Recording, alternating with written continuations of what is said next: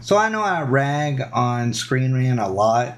I simply believe that a lot of their articles are garbage. I feel like they don't even watch the series of which they're supposed to be experts on or writing about.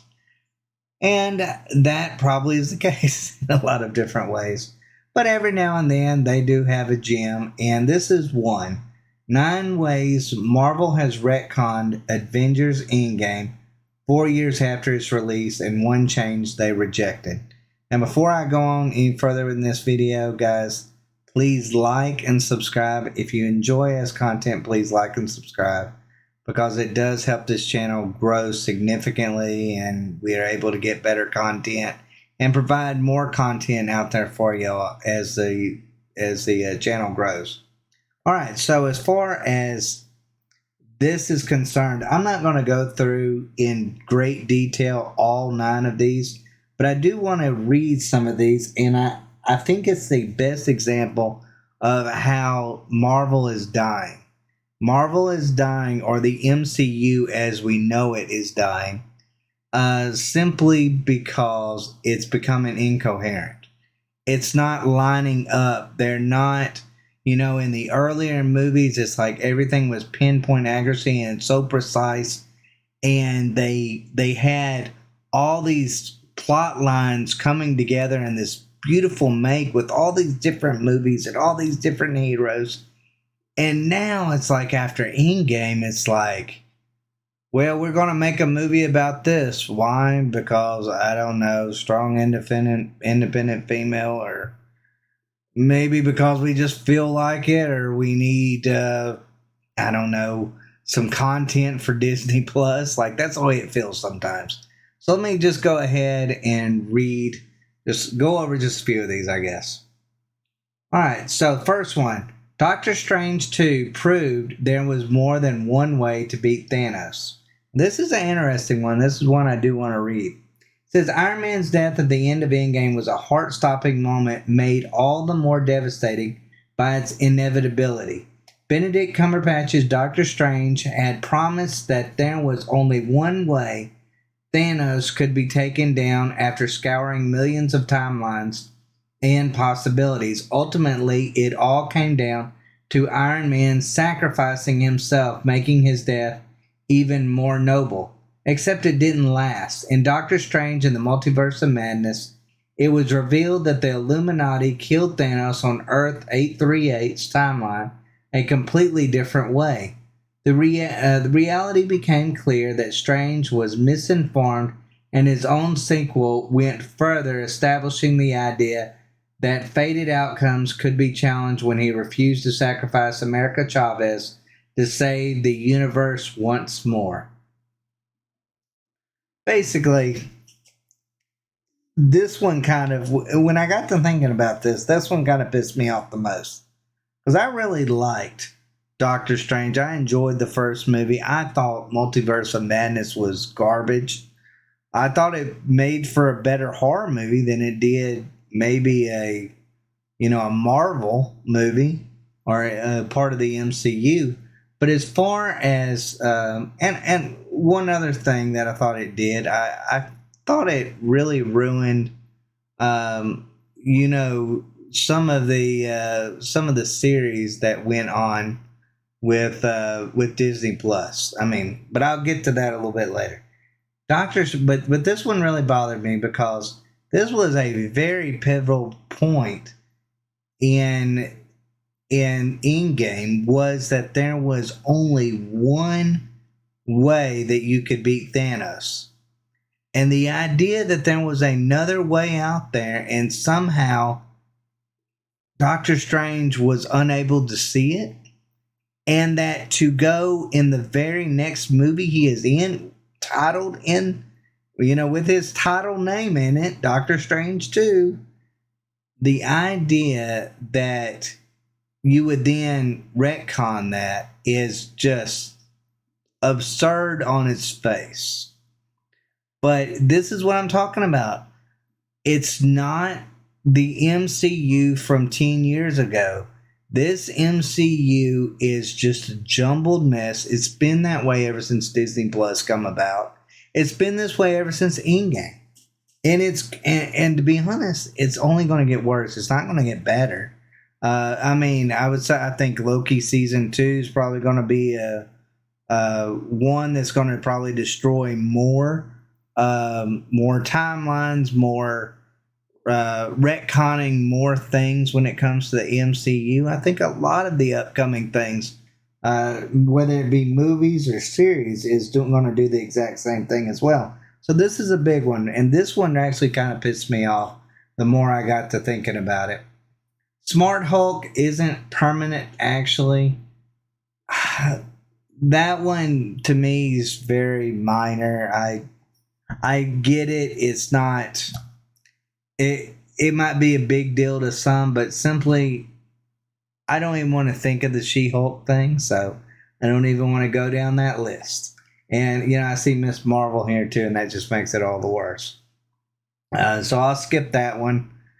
Secret Invasion added Endgame's missing post-credit scene. Now let's read this real quick. It says, unlike most MCU movies, movie Avenger Endgame has no post-credit scene. And rightfully so, as the Russos avoided undermining the importance of the ending by immediately looking to what would come next. But 4 years later, Secret Invasion added the post-credit story Endgame couldn't show, revealing Nick Fury sent a Skrull extraction team led by Kingsley Benadir's Gravik into the battle arena to steal samples of the Avengers and Thanos' army, including the Mad Titan himself. The DNA serum created from that mission included most of the superpowered heroes, including Captain Marvel, Hulk, Drax, and both Captain America and Bucky, among others. That revelation also added a different tone to the fact that Fury turned up to Tony Stark's funeral, suggesting he was attending to secret business as well as mourning a supposed friend and colleague. Now, this, I'll tell you, when they made this reveal in Secret Invasions about these blood samples, the first thing that come in my mind is DC, actually. When it comes to Batman and, Batman's fear of maybe the Justice League, and it's been in countless series and, games about how Batman is very distrustful of even those he finds closest to him. And he's trying to maybe recreate things or trying to be almost Lex Luthorish to a certain extent by coming up with these situations or problem solving these situations that haven't occurred yet in case one of these goes rogue. These friends of his goes rogue, superpowered friends. And it almost kind of felt that way with Nick Fury. Like, what was the point of collecting this DNA? Like, what was the point unless you were maybe, I don't know, going to use it for some kind of experiments in case, maybe these teams that you assembled went rogue? I don't really understand, and I don't think they really gave the answer in Secret Invasion as well. Let's go to the next one. Phase 4 fixed Avengers Endgame's Bucky crime. The Falcon and the Winter Soldier's penultimate episode, Truth, finally fixed the issue with Captain America's Endgame farewell, revealing a key moment between him and Bucky that was never actually shown on screen. Endgame had already caused an issue by not having Steve share his plan to stay in the past with Peggy. Despite their close relationship, The Falcon and the Winter Soldier, Episode 5, belatedly had Bucky reveal that Steve and the former Winter Soldier actually did talk about this plan. I mean, to me, yes, I see that's another one of those minor ones. But, it's still a retcon that does play a role. And then, of course, you got Secret Invasions confirmed 2 missing in-game heroes in the final battle. This one kind of got me. This is another hard one for me to swallow. Despite releasing as part of the multiverse saga, Marvel's Secret Invasion was an in-game epilogue exploring not only the impact of the blip on Samuel L. Jackson's Nick Fury, but also establishing how the blip and his subsequent absence from Earth led to the Skrull uprising under Gravik. Central to the entire Secret Invasion plot was the reveal that Fury ordered the harvest of Avengers DNA as well as other superpowered individuals, with the grand reveal showing every character included in the Avengers DNA on a computer screen.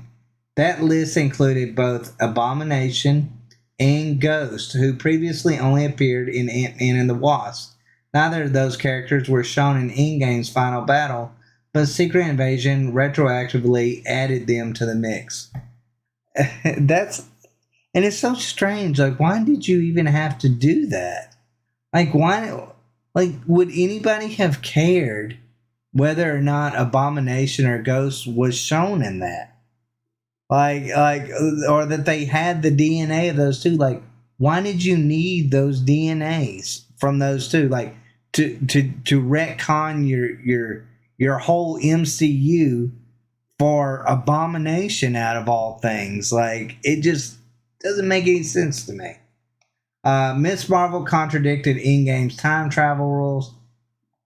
Avengers Endgame went to great lengths to explain how time travel was possible, establishing rules through Bruce Banner that would both confirm it was scientifically possible, but also closing the loophole that it could just be used forever in the MCU to solve every issue. Smart Hulk's explanation established the limits of time travel. If you travel to the past, that past becomes your future, and your former present becomes the past, which can't now be changed by your new future. Essentially, it would be impossible to go back in time to change your own present, as it would instead create branched universes, which is why the Avengers couldn't simply go back in time and kill Thanos. 3 years later, Miss Marvel broke that Smart Hulk's time travel rules in episode 5, Time and Again. Kamala Khan goes back in time to the night her great-grandmother Aisha disappeared during the partition of India and is able to interact with her family. At Aisha's bidding, Kamala helps the lost young Santa reunite with her father, explaining a story from an earlier episode that interaction didn't create a branched reality because the changed past didn't become Kamala's future, and she was able to return to her own time and followed on from Santa's rescue at the train station. This is just a part of Disney screwing up with Disney Plus shows. And then, of course, there's Black Widow's backstory changed her best in-game speech. Miss Marvel's confirmed S.H.I.E.L.D. joined the in-game final battle. That's a big deal, but to me, James Rhodes was a Skrull during Avengers Endgame. Completely ruined the end of Endgame for me. Like, it just, out of all the dumb things they could have done, this was probably the dumbest. The dumbest.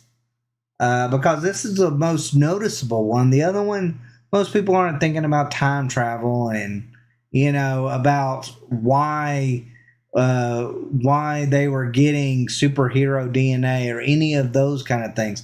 This is the one that people is fresh on their minds and the clearest to understand and to see. Perhaps the most difficult Avengers Endgame retcon to accept came in Secret Invasions when it was revealed that James Rhodes had been a Skrull since Civil War.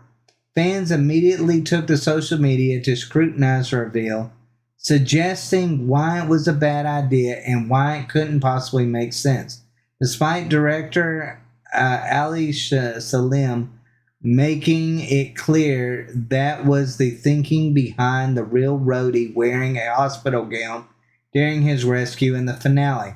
Most disturbingly, that meant that Rhodey was a Skrull during the final battle of Earth, and for his tender moment consoling Tony Stark as he lay dying, the first character to actually do so, that was a horrible way to undermine the moment between two long-term friends, and it's no surprise there have been calls for armor wars to establish that Rhodey was replaced after Endgame as a result.